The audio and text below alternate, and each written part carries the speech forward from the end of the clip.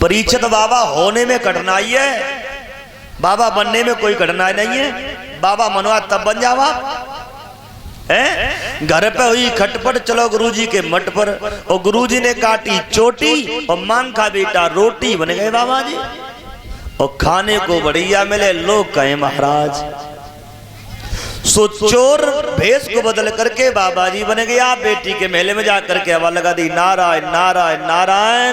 बेटी निकल करके आई, आइए बाबा जी आइए, पानी पी लीजिए। चोर संत के भेष में बोला है, बेटी तुमने कोई गुरु बनाया है?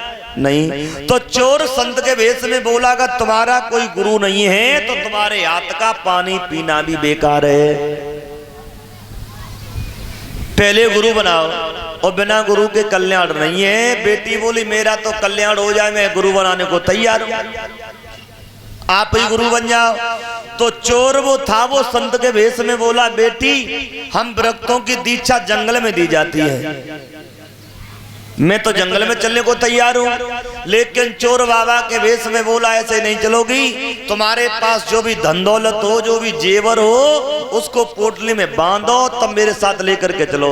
राजा की बेटी ने पूरी धन दौलत, जो भी जेवर था, वो पोटली में बांधा परीक्षित, और लेकर के उस तथा कथित संत जो चोर बन करके आया था, उसके साथ जंगल में पहुंच गई। और जंगल में जाकर के चोर ने क्या किया, बेटी को लेकर के वृक्ष से बांध दिया, और जो भी धन दौलत जेवर की पोटली थी उसको लिया, और जाते जाते कह गया, जाओ ये गुरु का बंधन है, हम कुछ दिनों के बाद आएंगे और तुम्हारे बंधन को खोलेंगे, जा तेरा कल्याण होगा, कह गया।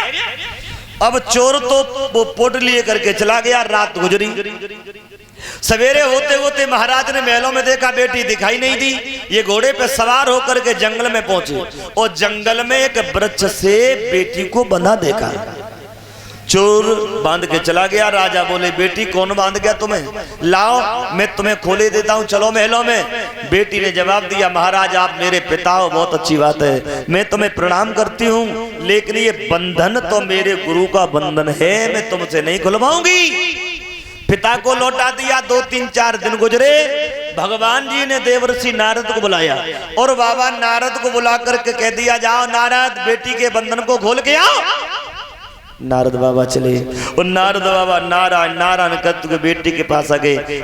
कौन बांध गया तुम्हें?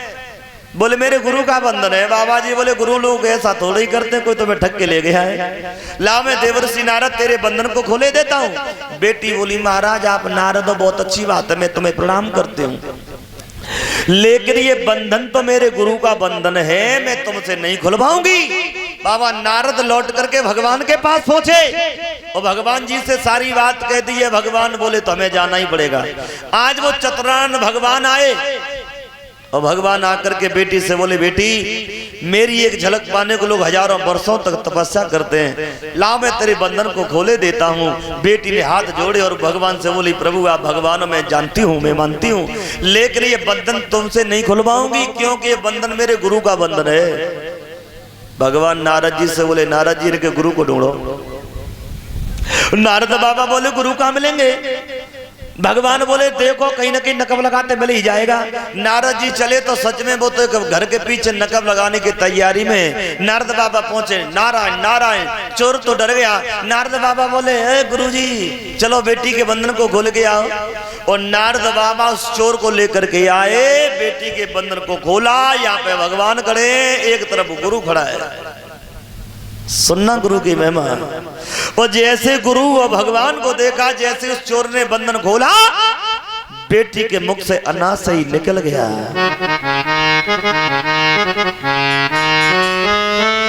गुरु गोविंद दोनों खड़े, और काके लागो पाए, अरे बलिहारी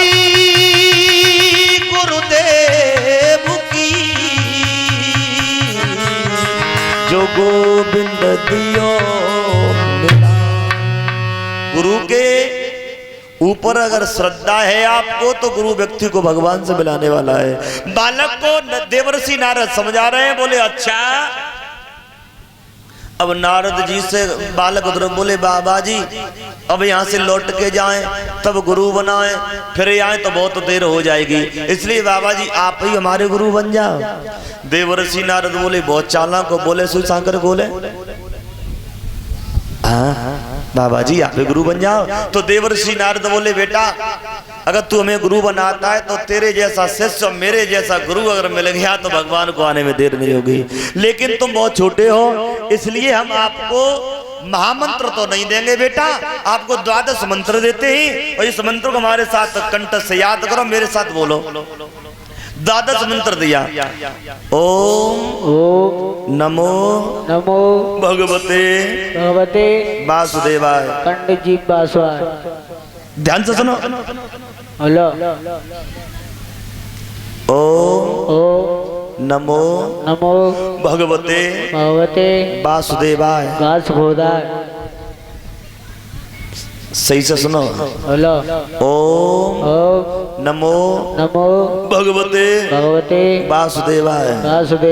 इस मंत्र को याद करवाया का बेटा, ये मंत्र लेकर के आप भक्ति की देवी यमुना के किनारे जाना और मुझे विश्वास है इस मंत्र को लेकर के आप जाप करेंगे तो परमात्मा तुम्हें दर्शन देगा। इस मंत्र को लेकर के बालक ध्रुव चले हैं भक्ति की देवी यमुना के किनारे पहुंच